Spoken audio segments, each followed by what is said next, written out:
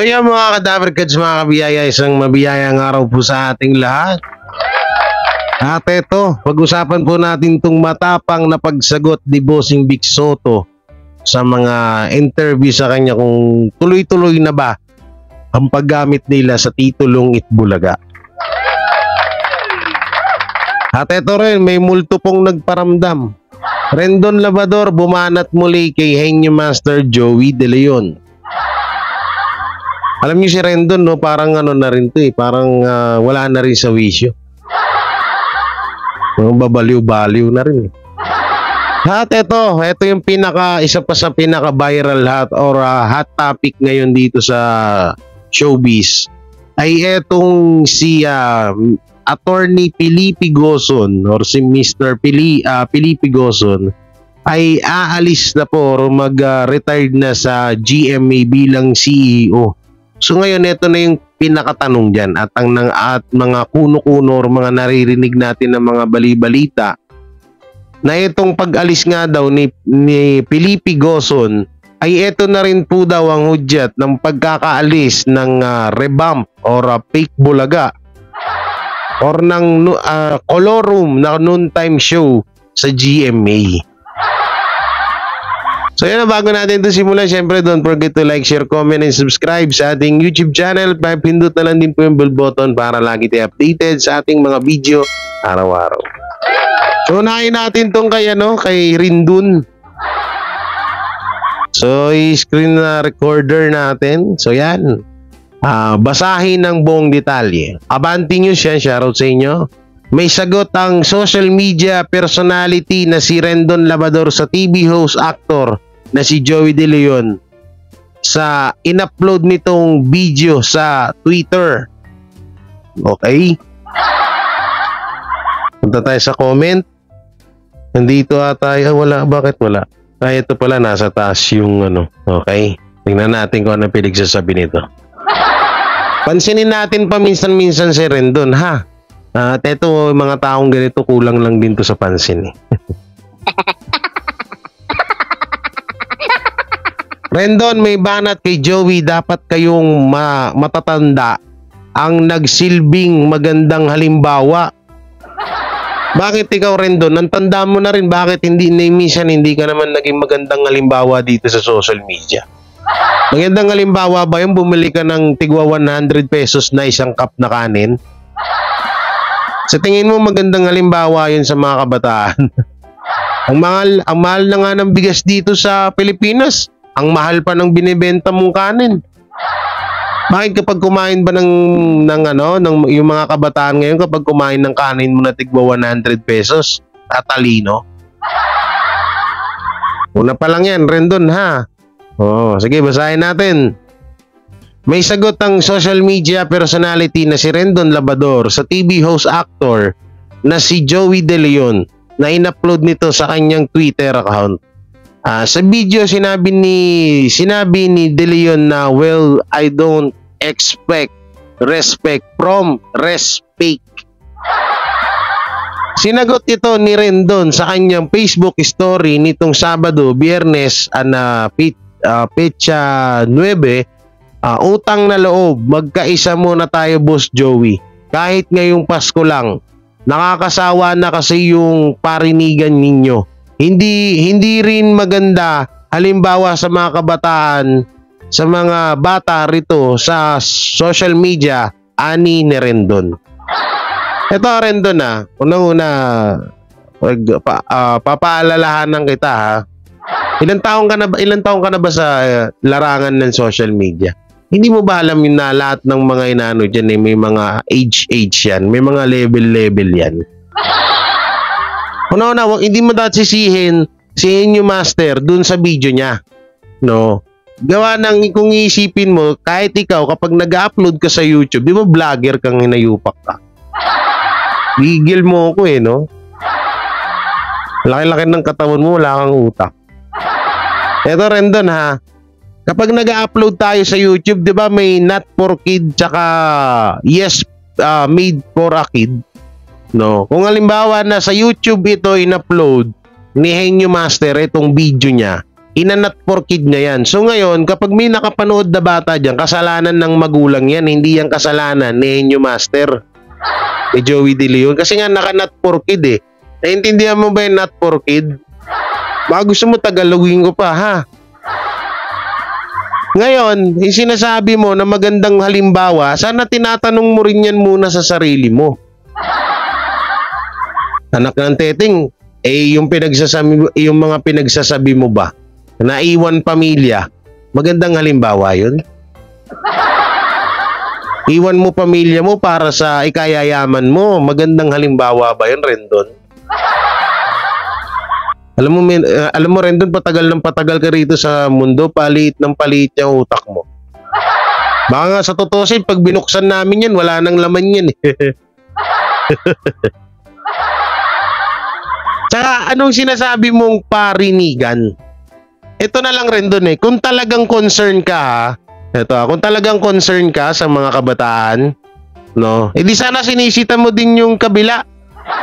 Anak ng teteng eh, puro na lang siya yung master eh. Pero sa kabila, hindi mo sinisita kasi takot ka. Alam mo na may paglalagyan ka sa mga halusos, di ba? Hindi kasi ito si Rendon, namimili din to eh. Alam niya na mabait din to sa inyo master, kaya hindi siya kakasuhan o anumang gawin sa kanya. Hindi magagawa ng TBJ sa kanya yan. Ito, si Rendon, ano rin to,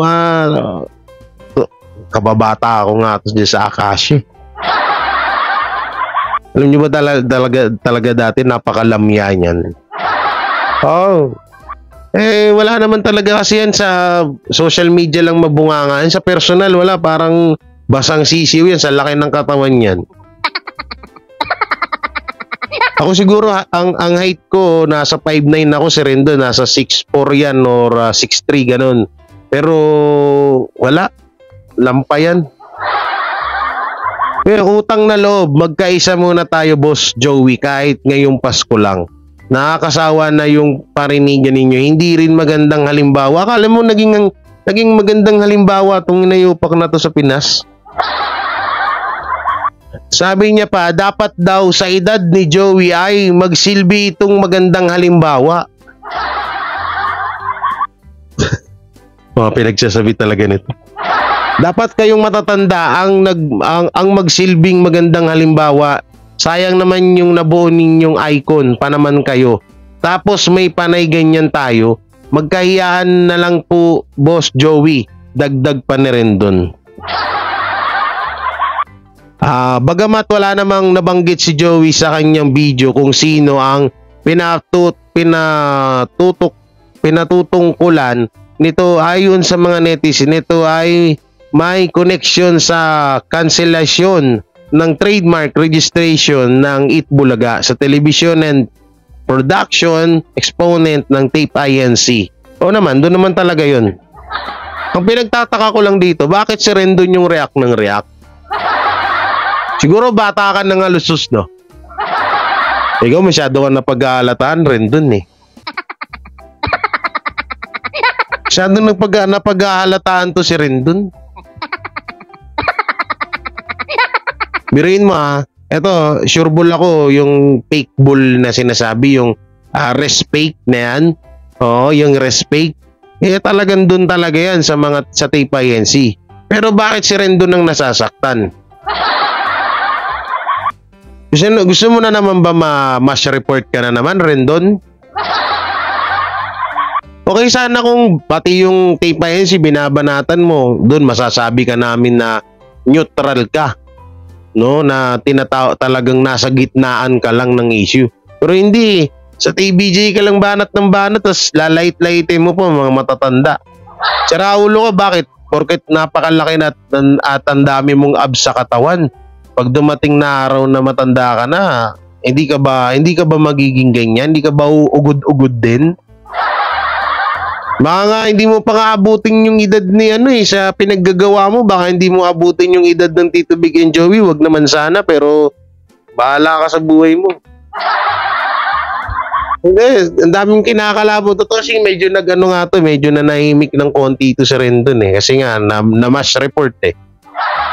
Nawala yung isa sa mga business niya. Totoo sineto kasi si Rendon, yung ginagawa niya, papansin.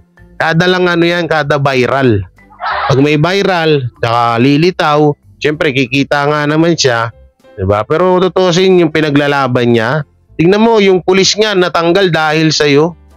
Biruin mo, mag-live ka sa bypass operation na hindi ka naman pulis, anak ng teteng ka. So yan na natin yan, no? Dito na ho tayo sa isang ito kay bossing sa huli na pala to. Ito muna. Yung panoorin ho natin tong video ng pag re-retired ni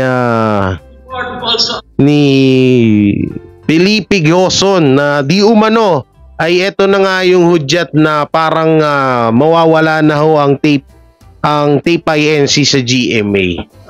So saan sila lilipat? Sa All TV? O ba gusto nyo lumipat sa TV5? Tape INC, ba gusto nyo lumipat sa TV5? Kontakin nyo lang si Mr. Manny B. Pangilinan, ha? Para kung saan man ang TVJ, sundan nyo na kasi yun naman yung nakikita namin, lahat na lang ginagaya nyo eh. O pati network, gumaya na rin kayo. So ito, panoorin natin. Ay, nawala. Ayaw ma-play, guys. Mukhang ayaw ipapanood. As chairman advisor and chairman of the programming committee. The board also approved my recommendation to elect Mr. Gilberto Arduan Jr. Ay, nilipat na. As the new Chief Executive Officer to replace me effective January 1, 2024. Next year. Iba na yung CEO. Naku, kawawa ang tita yung CEO. President CEO, and he will continue to act as Vice Chairman of the Program Committee. At the recommendation of Mr. Jimmy Duavit, to which I concur, the Executive Committee has elected Mr. Joel Marcelo Jimenez as the Chairman of the Executive Committee. Vice Mr. Duavit. Ano ba to? Pilipino ba to? As Chairman of the EXCO, effective December 31, 2023. I am very proud. Wait lang. May napapansin kayo kay Felipe Gozon? Natatandaan niyo yung sinabi ni Paulo Contis na ganon, tapos hirap paupo-upo, tas tatayong konti, tas upo na naman. Hindi niya kaya naisip na nasa poll din dun si Felipe Gozon. Kasi si Felipe Gozon nasa mga 70 plus na rin to. Oo, hindi na bata to. Kaya yung sinabi ni Paulo Contis yun, hindi pa yun eh. Ang daming nasaktan nun. Hindi lang TBJ. Tsaka hindi naman totaling nasaktan ng TBJ dun, oh. Oo, mali pala yung pagkakasabi ko. Bali, ang daming tinamaan dun, ang daming damay-damay na yung pambabastos ni Paulo Contis, diba? Di mo pati si Felipe Gozon tinamaan. Buti nakahawak si Felipe Gozon dun sa salamin, kung hindi paupo-upo din yan, Paulo. So itong video na to, mga kabiyaya, ito nga daw po yung video na isa sa mga ngayon na nagiging bali-balita na itong pag-alis nga daw ni Felipe Gozon, na ito na nga rin daw yung hudyat ng pagkawala ng Color Room na noontime show ng ng respect. Oo, yung nang tahanang pinaka sobrang saya sa buong mundo. Oo, ito na daw yung hudyat. Ito na daw yung Pero di pa natin alam, wala pa namang binabalita, no? Pero kung ganun man ang mangyari, wala tayong magagawa, 'di ba? Kung wala naman talagang tutusin, yang Itbulaga talaga ang pinaka talagang pumatok na noontime show, kasi kadalasan sa mga ibang noontime show talagang 1 taon, 2 taon, 3, wala na, palit na naman ng iba, diba? Kaya yung Itbulaga talaga yung talagang kauna-unahan niya sa buong mundo. Guinness Book of Record yan na umabot ng 44 years na noontime show sa buong mundo. Wala pang nakaka-break ng record na yan. So hindi na natin ito tapusin, no, kasi ayoko rin. So makikita yung mga picture. Tingin lang tayo ng mga picture, no. Sino to? Si Arnold Clavio. Ay, mga mga artista ng So ayoko nang panoorin yan. Ito tayo. Basahin ho natin tong ni kay Boss Joey De Leon. Kay Bossing Big Soto pala, sorry. Yan, sabi ng Abante News, yan. Palaban ang naging sagot ni Big Soto nang tanungin kung gagamitin na ba ng TVJ ang title na Itbulaga o EB matapos kansilahin ang trademark registration dito ng Tape INC. So ito sa picture, tingnan natin. Siguro pag tumigil na yung may gumagamit. May gumagamit na iba at nagpakita ng respeto. Pagka nagpakita sila ng respeto at itigilan na yung panggagamit nang hindi naman sa kanila mas masaya. Uy. May minsanan lang gumanyan si Bossing, pero lalim na naman. Sapol na naman. So ito, basahin natin. Ano ba tong lumabas na to? Uy, ano yung lumalabas na to? Ano yung lumabas na yun? Mamaya ka na nga. Visit na, ano yun? Istorbo kayo sa pagbablog ko Ano yung lumabas na yun? Hindi ko napansin yun Balik na lang natin. Okay, balik na lang natin. Okay, ito. Palaban ang naging sagot ni Vic Soto nang tanungin kung gagamitin na ba ng TVJ ang title na Itbulaga matapos kansilahin ng trademark registration dito ng Tape INC. Ayon kay Bossing Vic Soto, mangyayari ito kung magpapakita ng respeto ang Tape INC sa naging desisyon at ititigil na ang paggamit sa Itbulaga. Siguro pag tumigil na yung may gumagamit na iba at nagpakita ng respeto, yun siguro ang tamang panahon pagka nagpakita sila ng respeto at itigil na yung paggagamit ng hindi naman sa kanila, mas masaya siguro. Hindi lang Merry Christmas, Happy New Year pa talaga.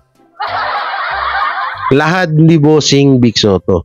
Sa kanilang pahayag, sinabi ng Tape na itutuloy pa rin nila ang paggamit na naturang title habang nakapending pa ang kanilang apela para rito. Ayon kay Attorney Maggie Abraham Garduque pala. Legal counsel ng counsel ng Tape INC. Nirerespeto nila ang batas kaya sumusunod ito sa process. Natanong ko lang paano nila sinunod. No, nakakapagtaka lang yung sinasabi nilang sinunod. Simula pa lang naman yung yung kaso na yan, gamit-gamit na nila. Never naman nilang sinunod yung batas. Tapos ngayon na nanalo na ang Tito Vic and Joey sa trademark na Itbulaga, bakit ayaw pa rin nila ipagamit samantalang kasi lagi nilang idinadahilan, hindi daw sila bastos. Nanalo naman daw sila sa registration nung una kaya gamit-gamit daw nila yung titulong Itbulaga. So kung ganyan pala yung paliwanag nyo at katwiran nyo, dapat hayaan nyo rin na gamitin ng Tito Vic and Joey yung titulong Itbulaga dahil panalo na sila, 3-0 na nga So dito basahin natin yung mga comment. Puro congratulations na naman lahat yan. Wala nang yes, respeto lang, walang personalan. Wapo mo, Bossing. Ang dami Kahit isa nga wala akong makita ritong followers ng Tape INC. Wala, nga bills. Yan kasi din yung mahirap sa atin, no? Yung kahit hindi, alam niyo dito sa Pilipinas, nauuso yung ganyan, no? Yung tipong wala ka naman talagang ambag sa mga pangyayari, pero ikaw yung napakalakas mag-demand. No? Yung minsan tipong wala, sa alimbawa sa mga inuman na, sa inuman lang na lang natin dalhin na. Yung tipong pupunta ka sa isang inuman, tapos kung ano yung alak doon at pulutan, dapat ayun huwag ka na magreklamo. Pero yung iba, may mga kainuman minsan na, ay ano ba yung pulutan mo, chicheria. Punta-punta ka doon, tapos ngayon magde-demand ka kung anong pulutan. Sino nga yung mga wala pang ambag? Sila pa yung mga lalakas mag-demand ng mga ganito. Tulad niya ng Tay-PNC, kung sino yung talagang hindi naman talaga gumawa ng titulong Itbulaga, sila yung parang sobra-sobra yung paaway pick nila, mga pa-victim nila. No? So eto silipin natin dito yung mga yung pages ng GMA, no? Ito sabi ni Kapuso Alliance, ang iyakin naman nitong baklang admin na ito. Ire-report pa more, palibasa porket nanalo lang sa pag-cancel ng trademark ng IPO. Ganyan na kayo, ka-desperado, huwag kang masyadong high blood bakla. Atakihin ka niyan. Nako, baka ma-stroke ka. Grabe, no? Grabe talaga ugali ng mga GMA Pro page, no? Sinasabihan nila dito si Eto ang True. Pero mo ang dami nila, ito pa, sampal sa mukha nila to. Ang dami nilang pro page na GMA at ng tape. Halos nagtulong-tulong na, nagsama-sama. Samantalang si Eto ang True ng TBJ Pro page, nag-iisa lang pero hindi nila kaya. Ito mo, may pa-stroke pa. Gawin mo kasama na ugali ng mga GMA vlogger. Nang umihiling sila na may mamatay na tao. Gawin mo, atakihin. Masyadong high blood bakla, atakihin ka niyan. Stroke, di ba? Sige, mukhang hindi pa kasama dyan sila Ted, Tay, PB Defenders at Solid Kapuso Piber niyan. Diba? Tingnan yung kasamaan ng ugali ng mga yan, no? Oo, ito pa, bagong GMA chairman. Wag tayo dyan. Incorporated. Ito, ngayon binabatikos nila lahat ng mga vlogger na naglalabas ng sa Tito Vic and Joey. Nako, nakakatakot namang yung balita na yan na idedemanda ang pamunuan ng TBJ Production. Yari kayo sa Tay-PNC niyan. Solid Kapuso. Mga halusok. Tapos ito proud na proud sila ngayon kay Rendon. Ito pa sabi niya, one day ago, utak ng mga TBJ supporters at fans, minsan nasa ulo palagi pero madalas nasa talampakan. O di kaya sa puwet nila. Sa tingin mo matinding banat na yung mga ganyan? Ito pa, Anak TV. Hindi magpapahuli ang longest running noon time show Itbulaga GMA 7 Tay-PNC Anak TV Cell Award Television category. Di wow. Tigilan na nga natin to. Wala naman tayo mapapala dito sa mga inayupak na to. Pero bibilib ako ito sa lahat ng GMA pages dyan. Bibilib kami sa inyo. No? Maniniwala kami sa lahat ng pinagsasabi nyo pag nagpakita na kayo ng muka. Hindi yung nagtatago kayo dyan sa picture ng GMA, sa pangalan ng GMA, Kapuso. Wala, mga. Kaya ako sinasabihan yung bakla si Eto ang True. Tutusin, mas bakla kayo dun. Buti nga yun, nagpapakita ng muka. Pag nagla-live, pag nagbibideo, diba? Kilala nyo siya. Kayo, wala. Ni-anino nyo nga, hindi namin makita So, sino ngayon ng bakla? Ikaw o siya? Diba ikaw? Kaya tumigil-tigil na lang sana kayo kung hindi nyo namang kayang arukin yung mga utak ng mga kalaban nyo. No? Biri mo, 5 kayo versus isa, hindi nyo pa kaya. Tsaka in fairness, ito yung followers ni Eto Ang True is nasa 82K followers. Samantalang kayong 5, 47, 12, 18, lalong-lalo na si Ted, 19K followers. Dahil kung talagang kung puro katotohanan yung mga binabalita nyo, dapat ang daming sumusuporta sa inyo. Kaparehas nyo lang ang Tape INC. Oo, maraming followers ang Tape INC. Nasa 400K followers sa Facebook. Pero, asawa ni Pera, may nanonood ba? Yan ang tanong. Asan na yung 400K followers na yun? Bakit kada magla-live kayo nasa lang? Bakit kada magla-live kayo 400 lang? Syempre kakatwiran nyo. Hindi, nasa TV kasi sila. Sa TV na kasi sila nanonood. What?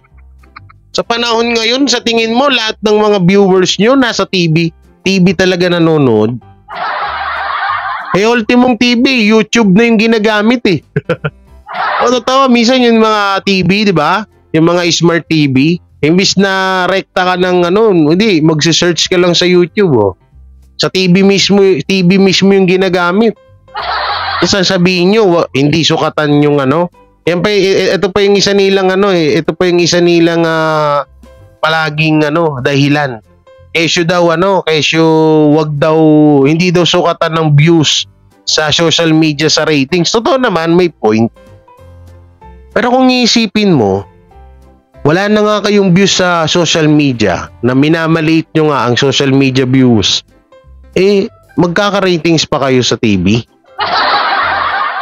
Ultimo do sa channel nyo, wala nga nanonood. Mga sa panahon ngayon, mga tao mainipin na. Sa TV may commercial. Sa cellphone, may commercial man dyan, pero pwede nila agad dilipat sa iba, tapos babalik ulit sila. Kaya mas masarap pa rin manood sa cellphone kaysa sa TV. Kaya tigil-tigilan nyo yung mga kabaliwan nyo dyan. Nako. Oo, tigil-tigilan. Pero kung talagang alam nyo yung mga ginagawa ng mga taong to, ulitin ko tong sinabi ko na to. Siguro mga 3 buwan nang nakalipas. Nagtataka ako sa mga pages, pro page ng GMA at ng Tape. Wala ba sila ginagawa sa loob ng isang araw? Unang-una, mabababa ang views. Walang kinikita, di ba? Pangalawa, walang masyadong mga followers. So wala pa rin kinikita, di ba? Sa panahon ngayon, sa hirap ng buhay ngayon, mag-aaksaya ka ng oras, araw-araw, halos buong oras mo, inilaan mo sa page mo para lang mangbash sa Tito Vic and Joey nang wala kang kinikita, nang wala ka man lang napapakinabangan. Dito sa amin okay lang, kahit magngangawa kami dito, at least may views kami, may pera kami, may sahod kami sa YouTube. Kayo, paano kayo magkakasahod ultimong views nga? Tingnan mo yung vlogger ni Isko Moreno, 3 days na 800. Magkano lang yun? 20 pesos. Tapos ito pa, paano ko masasabi na nagpupursigi sila? Baka kasi sabihin nila ganyan talaga kami, hindi kami nababayaran ng pera. Isipin nyo, oras-oras nagpo-post. Paano kapag halimbawa, sige, sabihin na natin nagtatrabaho sila. Paano sila makakapag-post ng oras-oras na nasa trabaho sila? Sa haba ng mga article na ginagawa nila. So may lang ako dyan. Ito lang yung konting ko lang dyan. Hindi kaya etong mga pro page ng GMA at ng Tape INC, yung mga pro page nila, mga sahuran to. Hindi kaya may mga sahod to buwan-buwan. Hindi, parang naano ko lang sa isip ko. Kasi sa panahon ngayon, sa hirap ng buhay ngayon, mag-aaksaya ka ng oras mo. Araw-araw mo ginugugol yung oras mo dyan sa pangbaba sa Tito Vic and Joey nang wala ka namang kinikita. Di ba na parang napaka-posible? Minsan bumabagak sa isip ko na, hindi kaya sinasahuran tong mga to? Hindi kaya buwan-buwan may mga sahod to? Magkano kaya mga talent pin ito?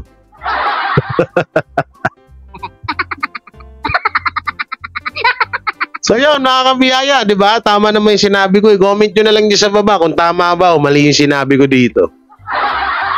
So, syempre, hanggang dito na lang yung video natin, no? At baka pag hinabahan ko pa lalo, mag-iyakan pa yung mga yun. Ngayon pa nga lang, ilang minutes, 29, magti 30 minutes yung video ko. Paano pag ginawa ko pang 2 oras yan, di lubog na tong mga to. Hindi pa naman ako nauubusan. Kahit nga magdamag tayo, magdebatehan dito eh. Kakapihan ko lang kayo. So yan, ingat po kayo palagi mga kabiyaya, mga Dabber Kids, and don't forget to like, share, comment, and subscribe sa ating YouTube channel at pipindot na lang din po yung bell button para lagi tayo updated sa ating mga video araw-araw. So ingat po kayo palagi, God bless and peace and bye-bye. Sila ang TBJ Defenders. Pagtatanggol ang katotohanan sa mga bashers. Tunay ang kanilang dala, katotohanan talaga. Ano mang sabihin nyo ay di yan sa kanila uubra. Mga salita nyo na di katotohanan. Sila ang patunay na merong katotohanan. Wala silang kinatatakutan, basta nasa tama kanilang pagyalaban. Ang TBJ ay kanilang susuportahan. Sila ang defenders na laging nasa likuran. JD Barra